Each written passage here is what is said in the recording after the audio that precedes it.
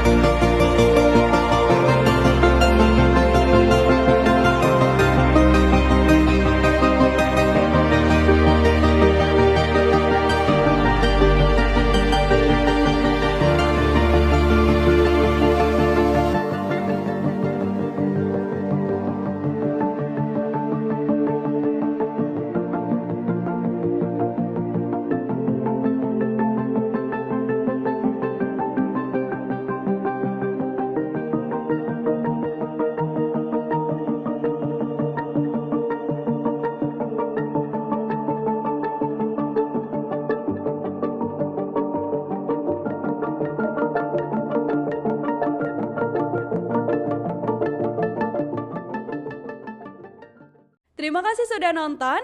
Jangan lupa like, subscribe, dan share ya.